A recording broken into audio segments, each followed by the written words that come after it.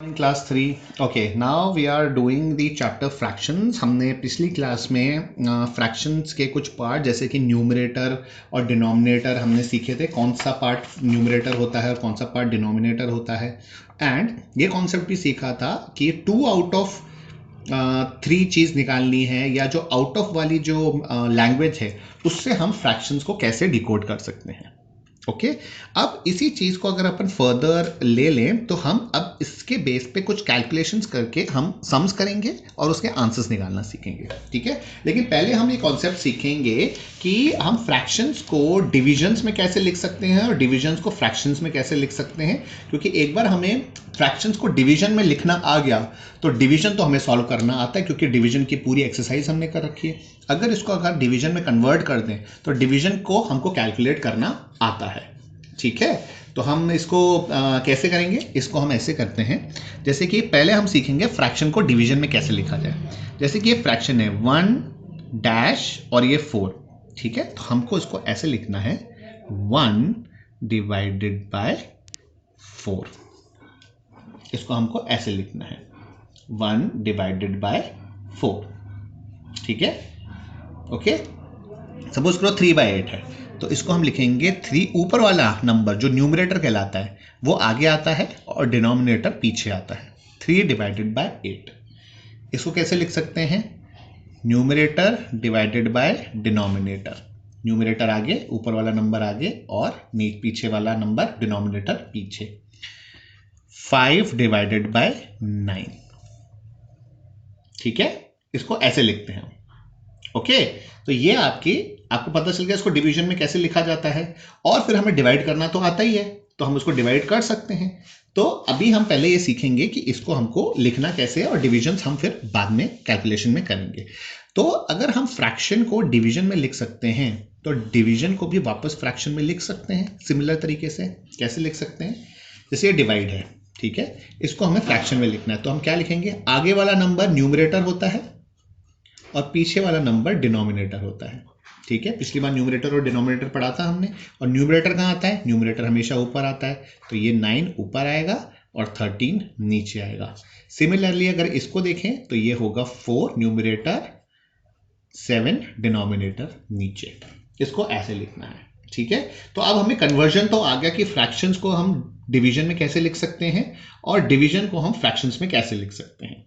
ठीक है, और पिछली वाली एक्सरसाइज में हमने वो भी सीखा था क्विक असेसमेंट में 2/4 आउट ऑफ फिशेस, और ये वाले हमने क्वेश्चंस किए थे जिसमें आउट ऑफ वाले लैंग्वेज से क्वेश्चंस थे। अब उसी बेस पे कुछ हम सम्स करेंगे और उनको सॉल्व करने की कोशिश करेंगे।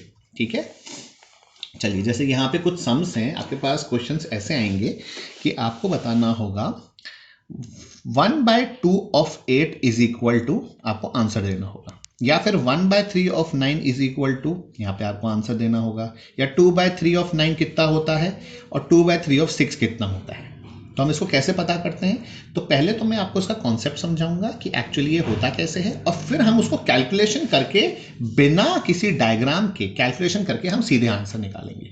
लेकिन पहले हम ये सीखते हैं कि एक्चुअली ये होता कैसे है। 1/2 ऑफ 8 कितना होता है, तो हम क्या करते हैं, ये जो आपका है नंबर ये होता है टोटल, ये होता है टोटल। ठीक है, और इस टोटल का ये फ्रैक्शन हमें निकालना है। तो पहले तो टोटल कितना है यहाँ पे 8, तो यहाँ हमने 8 बॉल्स है हमारे पास। ठीक है, नीचे वाला जो नंबर होता है विच इज डिनोमिनेटर, ये होता है ग्रुप, ये होता है ग्रुप। कितने ग्रुप बनाने, तो इसको हमको 2 ग्रुप में डिवाइड करना है इक्वल इक्वल। तो मैं कैसे करूंगा, 4 का एक ग्रुप बना लिया और 4 का एक ग्रुप बना लिया। ठीक है, और ये जो आंसर होता है ये होता है कि एक ग्रुप में कितने बॉल्स हैं। तो एक सर्कल में कितने बॉल्स हैं, 1 2 3 4, तो यहाँ पे आंसर आएगा 4। उसी तरीके से सपोज करो दूसरा क्वेश्चन आता है 1/3 फ्रैक्शन ऑफ 9, तो टोटल कितने हैं, टोटल है 9, 1 2 3 4 5 6 7 8 9, टोटल 9 बॉल्स हैं। उसको हमको 3 पार्ट में डिवाइड करना है इक्वल इक्वल। तो मैंने 3 पार्ट में कैसे किया, 3 ग्रुप बना लिए, एक ग्रुप, 2 ग्रुप और 3 ग्रुप। अब एक ग्रुप में कितने हैं, 1 2 3, तो ये आपका आंसर होगा 1/3 ऑफ 9। 9 के 3 पार्ट में से एक पार्ट, 9 के 3 पार्ट करो और उसमें से एक पार्ट, ये 9 थे, उसके मैंने 3 पार्ट करे और उसमें से एक पार्ट मतलब 3, ये यहां पे लिखा। ये होता है क्वेश्चन। 8 के 2 पार्ट में से एक पार्ट, ये 8 थी, इसके मैंने 2 पार्ट करे, उसमें से एक पार्ट 4, ठीक है। अब टोटल 9 के 3 पार्ट में से 2 पार्ट, ये पहले 9 है, इसके पहले मैं 3 पार्ट करूंगा, करें 3 पार्ट, और उसमें से मेरे को निकालने हैं 2 पार्ट, तो दोनों में मिला के कितने हुए, 1 2 3 4 5 6, तो आपका आंसर आ गया 6। अब यहां पे देखें 2/3 ऑफ 6 मतलब 6 के 3 पार्ट करो और उसमें से 2 पार्ट कितने होंगे, ये 6 है, इसके पहले 3 हिस्से करो, 3 हिस्से करते हैं, 1, ये 2 और ये 3 कर दिए मैंने 3 हिस्से, उसमें से 2 हिस्से ले लिए, और इसमें कितने बॉल्स हैं, 1 2 3 4, तो आपका आंसर हो जाएगा 4।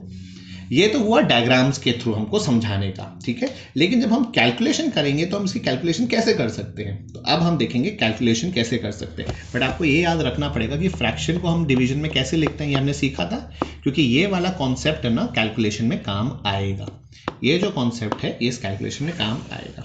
अब ये वाला जो क्वेश्चन था 1/2 ऑफ 8 और 1/3 ऑफ 9, जिसके आंसर थे 4 और 3, ठीक है।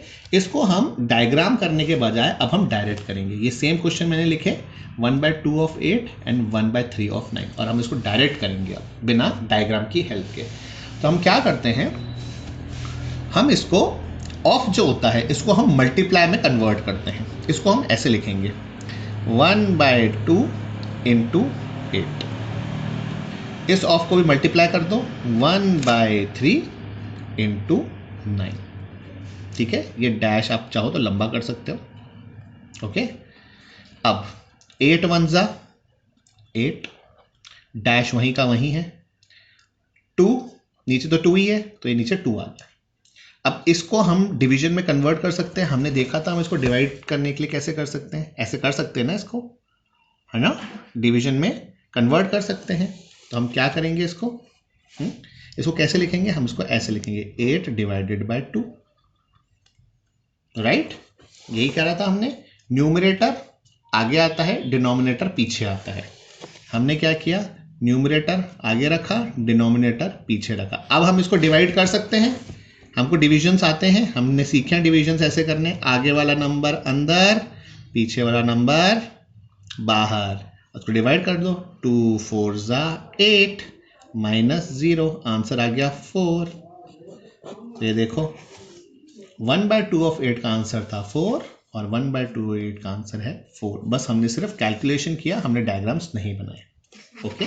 एक और एग्जांपल करके देखते हैं। सपोज करें आपसे पूछा जाए 1/3 ऑफ 9, तो आप क्या करोगे, मल्टीप्लाई में चेंज करोगे, 1/3 इंटू 9, तो 9 1 जा 9, डैश लगेगा वहीं का वहीं, और यहाँ पे आ जाएगा 3।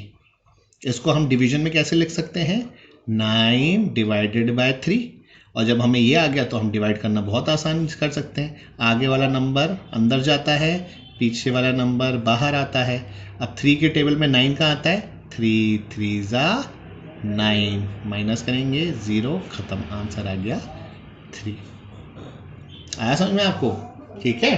तो ये वाला कॉन्सेप्ट आपने पिछली चैप्टर में सीखा था, डिवीजन के चैप्टर में, और इसको आपको कन्वर्ट करना आता है अब ऑफ से लेके फ्रैक्शंस में, तो आप ये टोटल आंसर निकाल सकते हो दोनों कॉन्सेप्ट्स मिला के, ओके। तो इसी तरीके से आपको ये एक्सरसाइज करनी है। इसमें आपको पहले क्विक असेसमेंट करना है, which is page number 119, and you have to do the exercise 7C as well, ठीक है। बट ये आप कॉन्सेप्ट याद रखना, फ्रैक्शन को डिवीजन में कैसे करना है। यहाँ पे आपको जो ऑफ दिया होगा उसको मल्टीप्लाई करके आप फ्रैक्शन निकालेंगे, फ्रैक्शन से डिवीजन में निकालेंगे, और डिवीजन को सॉल्व करके आंसर निकाल देंगे, इजी, ठीक है। तो your today's assignment is you have to submit quick assessment and exercise 7C. Okay class, thank you.